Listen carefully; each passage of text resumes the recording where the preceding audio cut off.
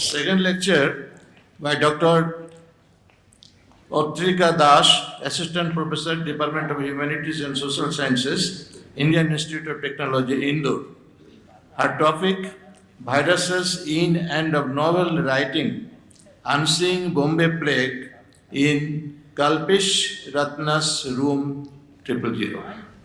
My paper, Viruses in and of Novel Writing, is look into literary maneuvers that were possible because of Bombay Plague. And in this case, I will be looking into Kalpish Ratna's book, which is Room 000.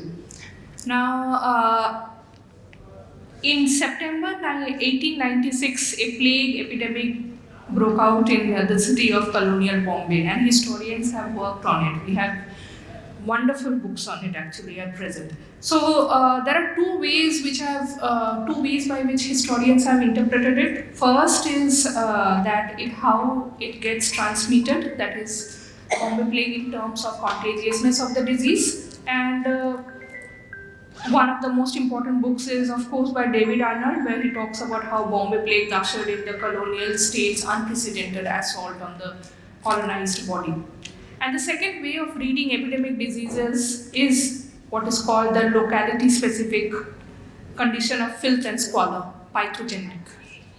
Now, and the people who work on it are Roy Porter, Chanda Varkar, and there is a wonderful essay by M.P. Sutan, Not What But Where, Bubonic Plague and the Reception of Germ Theories in Hong Kong and Kolkata, 1894-97. And so my starting premise would be that the new microbial theories in 1896 coexisted with and through the localist theories. So it is not that these two theories were exclusive of each other, they were both coexisting simultaneously. First is that germ plague is being produced by and proliferating in the filth. So we have a quarantinist policies which are embedded in anxieties that Bombay poor, their slums and unsanitary living conditions will nurture the plague contagion. So this is anxiety which comes up mainly from the miasma theory, miasma which is produced by contaminated air, water, soil. And the second way is that if bacterium is the sole casual agent or one of the consequences of the disease. Now, this is also the time when both this theory were being contested and debated also by the medical community. It is 1672 when we have the viral theory, when we have the bacteria being discovered, but it is only in 1892 when we have the virus being discovered. This is 1896. So we still now are very new to this idea of contagion, how it is spreading from one to the other, and that has become the locus. We actually have Bombay Municipal Commission, Indian Plague Commission report of health officer. This is a very important time when there was unprecedented interest of the government also. 1898, the British set up the Bombay City Improvement Trust, a government city planning body that created public spaces, especially city streets with drainage pipe and sewage line. We have Prashant Kitambi's book, The Making of the Indian Metropolis, which talks about how officials would enter the homes of the native in order to inspect Indians, and anyone with symptoms would be quarantined. In 1603, please go to the next slide. This is the postcard. These were the postcards that were being circulated. This is Harry Soundy, who was the owner of Clifton and Company. He creates these postcards. These postcards were mainly depiction of neat area hospitals, hospital ward, and Bombay residents being vaccinated by European doctors. However, recent research by Omar Khan, the name of the book is Paper Jewels, it talks about that how this was part of the idea to represent to the outside world that everything here is fine. And the British is getting it under control with inoculation camp, and it wasn't so bad. The postcard therefore became tools of propaganda to show that authorities were doing everything that they could. The city's new city improvement scheme, which were now the reclamation of land from the sea, building of broad boulevard that would bring in breeze, all of these were creation of this new land, new suburbs. What my interest is how Bombay plague does not bring in what is called the outbreak narratives. These are the formulas, plot line of any pandemic. Instead, what it brings out is conversation on roots of microbe, R-O-U-T, roots of microbes, on their spaces and interaction. The space of the disease and where the disease resides becomes a locus and the focus. If we go to the next slide, please. So this is Bombay Plague emphasized that spatial representation is an embodied practice. Architectural landscape, human bodies enter into one relation into other. And then Welcome Library has actually, British Library, plague visitation. This is all photographs. Then you have satirical cartoons also in Hindi, Punch. Asiatic Library Mumbai has all of these collection more. Yes. And rather than following the conventions of 19th century medical photography, which was on, the focus was on physical manifestations of the disease, these photographs, which are housed here, highlight the effects of the plague in the city. So it was the city and the effect of the plague on the city that becomes the colonial state's role in preventing the propagation of the disease. So what kind of things that you see in these photographs? You see medical staff, hospital, preventive measure, cleaning of street, houses, health inspector, corpses, burial ground. These becomes the focus of the photographs that are housed here in Welcome Library. What today I am specifically interested is why Bombay plagues make so few appearances in literature of the period. My answer is that novel as a structure changes in the same unprecedented and irrevocable manner just as the city of Bombay changes. If I have to take a clue from yesterday's keynote speaker, that the phrase would be the literary imagination for the first time takes a materialist turn with the coming up of Bombay plague. And I will now go, please go to the next.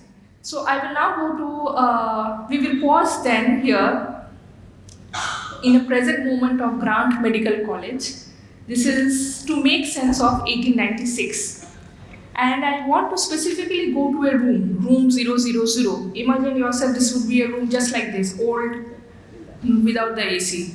An old, huge room like this. So a room 000, where Bombay plague appears in its fullest glory, the internal structure and the incredible complex symbiotic relationships between the host and the hosted.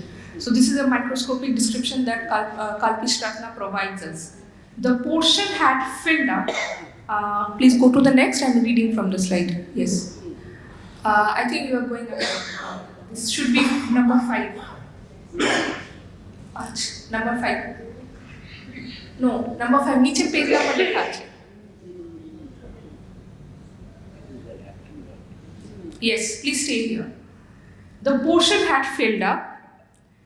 There were a lot of people now grouped and posed as if for a photograph. They looked old-fashioned. Their clothes were all from different times. They were Europeans and Indians, men in turbans, feathers, hats. They should have been staring at the camera. Instead, they were all looking at me. What are you going to say? Their faces asked. Whose story will you write? Ours or the cant in which we don't appear at all? Who are you? I asked, but I knew already.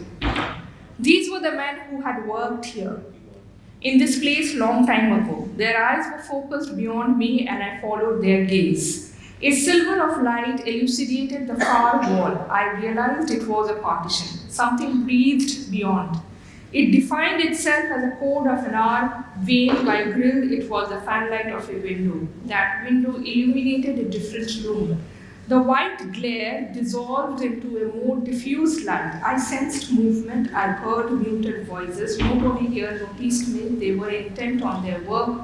But somehow they knew I was here. I was there. I was here. I was in room 000.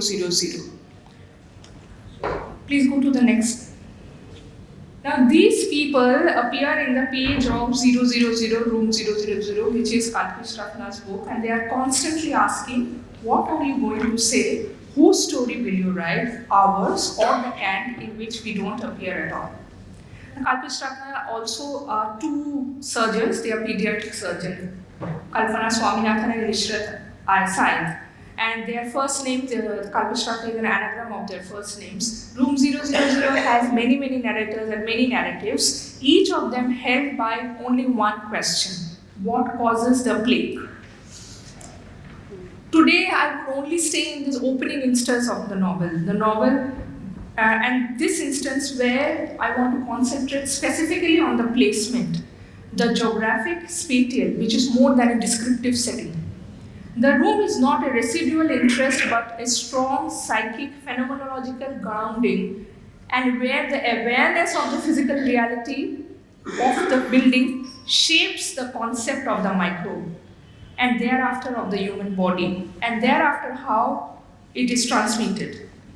Like the microscope that opens up the microbe, the authors see and in turn is seen by the inhabitants of room 000 of 1896 with wonder, abhorrence, curiosity, and fascination.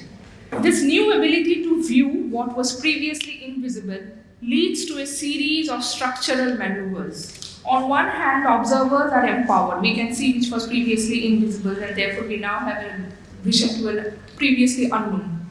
On the other hand, there are more similarities than differences between the healthy and the filthy. This therefore needs the concrete containment of a room 000. Now, if we go to the next piece, the virus is troubling in its inanimate and animate form, but it only becomes dangerous once it enters into the host body. This is actually what Vishnupriya Ghosh calls it the hyper-dependent object plus. Space of this one room functions then as a sensitive membrane enabling exchange between the inside and the outside of the hospital, but also at a metaphoric level between the microbes which are present and the diseased bodies which are lying outside of the city. The room is a concrete cast of the disappearing materials that find illustrative interior in the safety pin-shaped bacillus. This is something that they keep referring to, that now that we have a microscope and now that we have discovered what is causing it, we can see what they call as a safety pin-shaped bacillus. And this virus is ambiguous completely in the Latin term ambigo, that is to move, to wander, to waver, hesitate, wander, and ponder and marvel. Though lacking the ability of locomotion in itself, it is movement that makes virus dangerous to a human. And this is what leads Rossi Bracciotto, again an important theorist, to describe parasites as heterodirected. In fact, Louis Pasteur, when he talks about vaccines and he talks about what makes the invisible visible, he provides us only demonstration of the effect of injecting vaccinated and unvaccinated. We only get to see what is the output, we never see the agent. Agent, therefore, is made into a spectacle. Because of the unknowability of the virus and the microbe, it can now be occupied, it opens up an open space. Therefore, it can be endlessly infinitum occupied by metaphoric means. And this is something that Sally Smith Hudge talks about. It is a principle unknown in its essence, inaccessible to our senses. I like above all these are terms, vagueness, indecisiveness of this definition.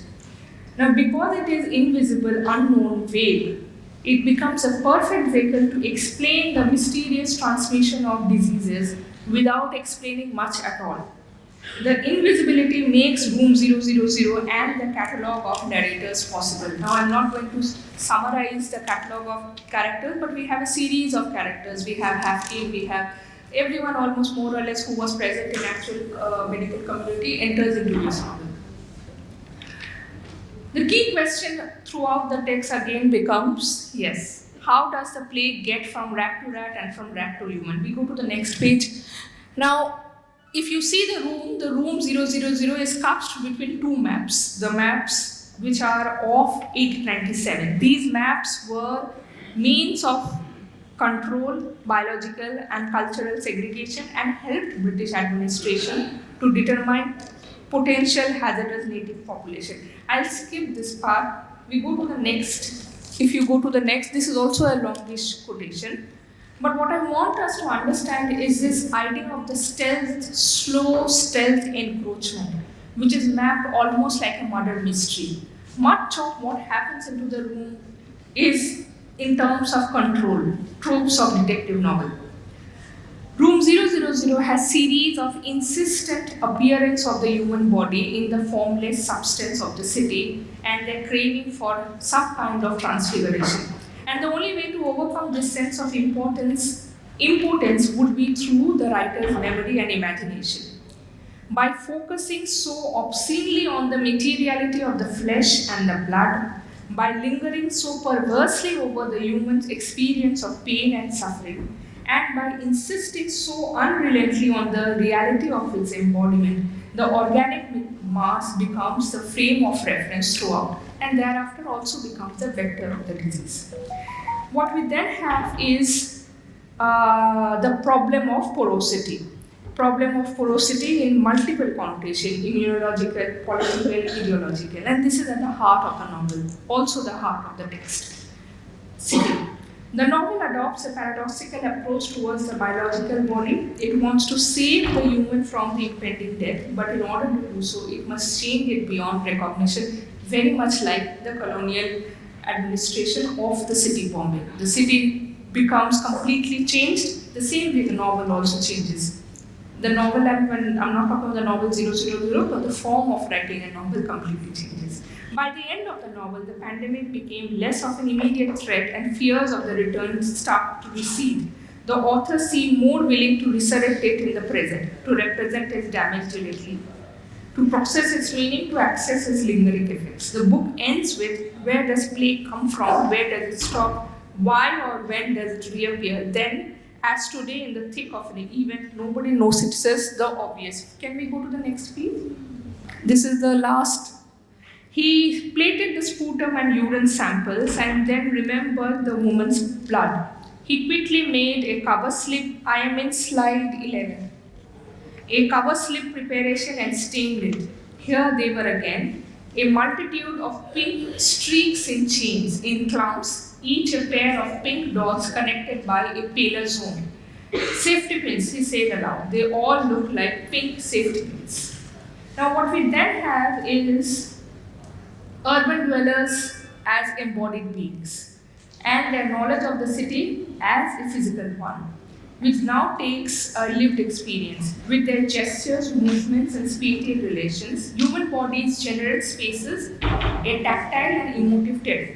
A contemporary city is then a geographical distribution and arrangement of gestures, routes, and distances, and material for reflection. One of the expressive strategies within the novel is to transform the corporeality at the site. This is something that you see here. Room 000 visits the city in connection with its boundaries, abstract spaces, microscopic detailing. And they all stand in conflicting realms of identity inhabited by human bodies and their external conditions. I argue, this is something that I've tried to argue, I've skipped a few portions. I have tried to argue that the fictional space of novel writing provides a strong psychic phenomenological grounding, and the transformation on which the book centers, city space and pandemic, derives from the perturbations embodied by the micro and are then displaced onto the room 00. The abstract idea of the plague is made visible and available for control through the tangible set of measurement, microscope, medium, and the virus.